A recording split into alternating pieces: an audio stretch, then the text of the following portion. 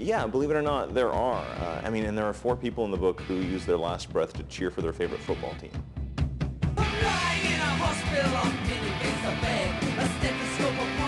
Hi, I'm Nick Gillespie for Reason TV. Today we're talking to Robert K. Elder, author of Last Words of the Executed. Rob, thanks for coming. Thanks for having me, Nick. What's your goal with publishing the book, which is a collection of final words from people who are being put to death? Essentially, it's really a non-political goal. My central question, the driving question was, if these are the most dangerous, reviled members of society, why does it remain a cultural value to record what they say? Oh, okay, well, let's look at a couple of examples, because this is an incredible survey of hundreds of years worth of American executions. Sarah Goode, convicted of witchcraft in the Massachusetts Bay Colony in 1692, she says, "I am no more a witch than you are a wizard, and if you take away my life, God will give you blood to drink." What do you make of that? I included it because it was one of the most vitriolic. She's obviously mad. She was a very strong personality. I didn't include all the quotes I found in the book because on these shores since 1608, 16,000 people have been executed. So this is sort of a smattering of those. And I chose ones that were compelling, that show personality and some life experience. Well, and the end of life experience, right? Yes, yes. Goode she had been involved in the Anne Hutchinson trial and whatnot, a great act of dissent in colonial America. Who recorded her words, or where did they appear? I think they just come from court records and diaries. I mean, it's a mix, especially with the early ones, because last words were sometimes recorded and published in pamphlets as sort of spiritual guides to dignified dying, and sometimes there were newspaper accounts. Right. Well, let's go to 1977, a very famous execution. It really got the ball rolling again. In 1977, Gary Gilmore, his final words were, "Let's do it." What's going on there? Well, he was the first execution after the moratorium in 1977, and the first by firing squad. He requested a firing squad. Yeah, in Utah you could choose. And in fact, it's against the law now. They no longer execute people by firing squad, except for the people who were condemned before that law. Right. So, for example, Ronnie Lee Gardner will be executed, I believe. It's scheduled for June 18th of this month, 2012. The immediate entry before Gary Gilmore is James Roger, another Utah execution from 1960. He's asked if he had any last request, and he says, "Why, yes, a bulletproof vest." Yes. Is there a lot of this is? I guess it's not gallows humor. It's actual gallows humor. Yeah. Yeah, believe it or not, there are. I mean, and there are 4 people in the book who use their last breath to cheer for their favorite football team. Wow. Who's the favorite? 2 Raiders, 1 Cowboys, and 1 Cleveland Browns. Do you think did that work that into the promotional materials for those clubs? I don't know. And it's clear that the last Browns fan was then executed, right? Yes. Karla Faye Tucker, who famously was the first woman executed in Texas since, I believe, just after the Civil War. She was involved in, I guess, a double murder where she and a boyfriend brutally pickaxed people to death. She famously said that she had an orgasm every time she swung the axe into the body. Her last words are, "Yes, sir, I would like to say thanks to all of you, the Thornton family, Jerry D's family, that I am so sorry. I hope God will give you peace with this. Baby, I love you. Ron, give Peggy a hug for me. Everybody has been so good to me. I love all of you very much, etc. I love all of you very much. I will see you all when you get there. I will wait for you."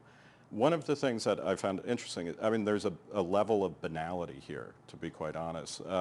How does that, is that common?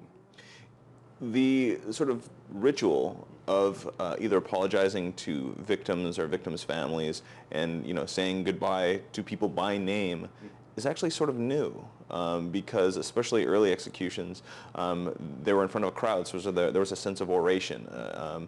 It was an event. But as executions became more and more of a private event behind prison walls, they became more intimate, and you have people directly addressing people on the other side of the glass. So yeah, I mean, there's that element to it. What, what's your hope in terms, you said this is not a political book, but how do you want this to intersect with death, death penalty discourse? Sure. Well, I really did want to make it a non-political book just because if you have an opinion on one side of the issue or the other, you're just publishing for the choir, basically.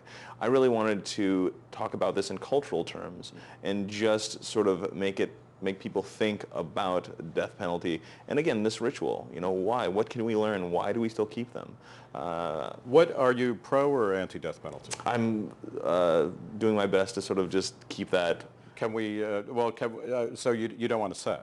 Or do you No, not? I'm actually neutral. I mean, it's a true journalistic position. Now, the overall frame of the book, and I say this as somebody who's opposed to the death penalty. Sure. I don't think that the state should have the right to take a life. Sure. I mean, they should protect people by walling dangerous people away. But you've got a foreword by Studs Terkel, who curiously died 2 years ago. So unfortunately, it's one of my. I mean, it's a great final word from him. Then. Yeah, one of my regrets is he's so supportive of the project, but he didn't get to see it ultimately.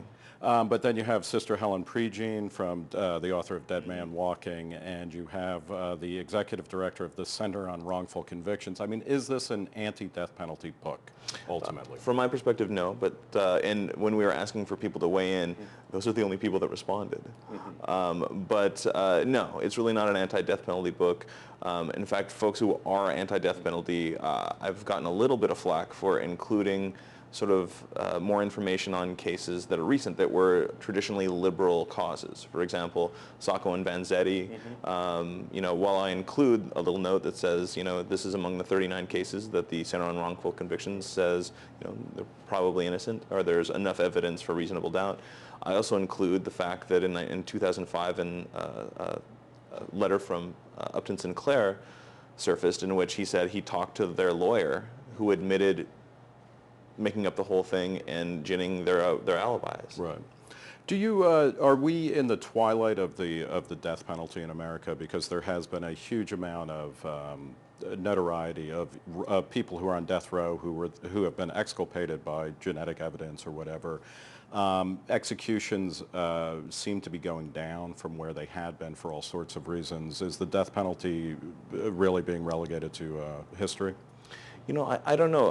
Every time, I've been touring the East Coast and I have people tell me on either side of the issue it's going away or whatnot. One of the most interesting things that I'm finding is that states are prosecuting fewer death penalty cases because they're so expensive. It's become a fiscal issue. That's been the most amazing thing because, it's cheaper for them to put somebody in life or prison. And I'm not even talking about like the actual cost. I'm talking the cost of prosecuting them. Okay. Well, maybe that's as it should be, right? I mean, if it's the most serious decision a state can make, right? Yeah. Well, I want to thank Robert K. Elder, author of Last Words of the Executed, for talking to Reason TV. Thanks. Thanks for having me.